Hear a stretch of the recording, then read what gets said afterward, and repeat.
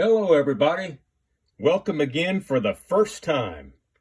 DiamondGems45, my first foray into the world of YouTube videos dealing with sports cards, the St. Louis Cardinals, Bob Gibson, autographs, Heartland statues, and as soon as I get a tripod and I'm able to use both hands, I can maybe get into some coin roll hunting. So we'll see what happens. And hopefully, if you're not too careful, you'll just have a whole lot of fun.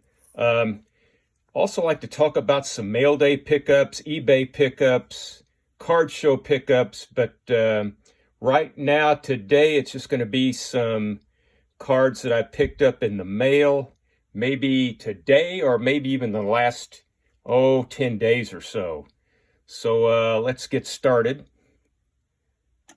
First card I want to show you out of three, sorry for the glare, is the 1967 Topps Red Shingdings. Red had a pretty long career. He was a Cardinal twice. He bookended that Cardinal career with the Braves and the Giants in between, but went into the Hall of Fame as a player wearing the Cardinal cap. Managed the 67 team. That was Reds' only World Series winner with the 67 team.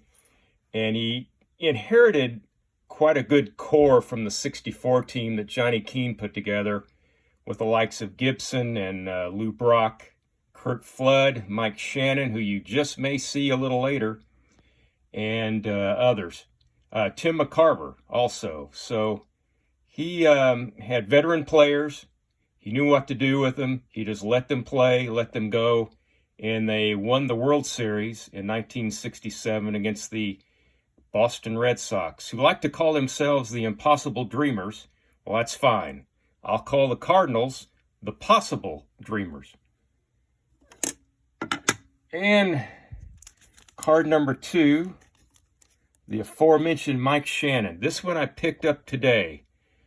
There's a little bit of debate about the high numbers in 1967, in which Mike Shannon is one. Who's double printed, who's triple printed, who's single printed.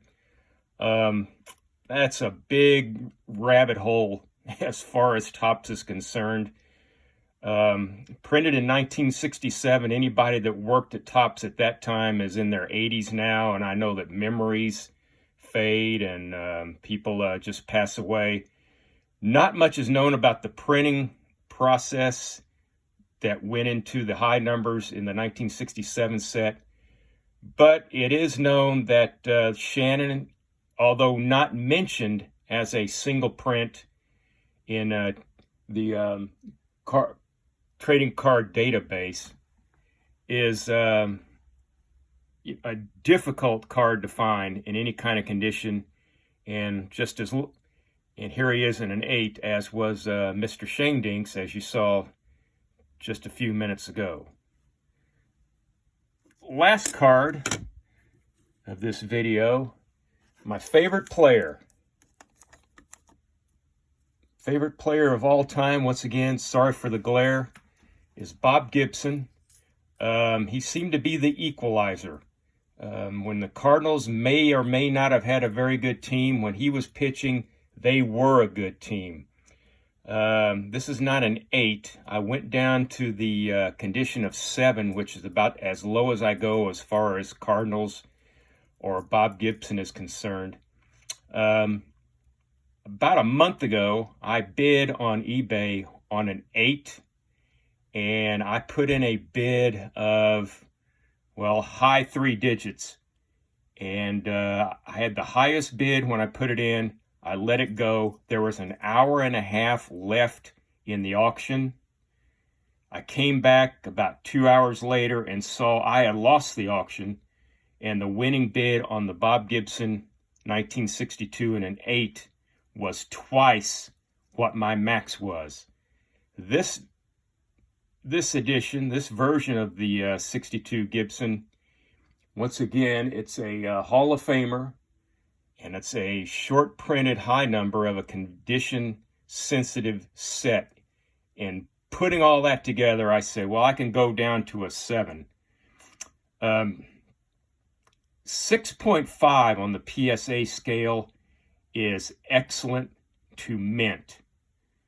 And a 7 just uses the term mint. Now, it uses the word near, but there is no other condition word used to describe the card.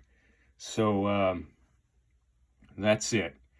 I will say this, even more than his rookie in 1959, as far as the PSA population goes, there are more of his rookie 59s in 8s, 9s, and 10s than there are his 62 in 7, 8s, 9s, and 10s, if that makes any sense. I'm probably as clear as mud, but that's it. Well, that's the 3 cards I wanted to show you on my mail day, but I'd like to tell you about how I got around to getting onto YouTube and showing off some of my cards, some of my pickups. 3 people that are on YouTube that really kind of inspired me to get going. One was a fellow by the name of Geezmikey. Let me spell that for you. Geezmikey.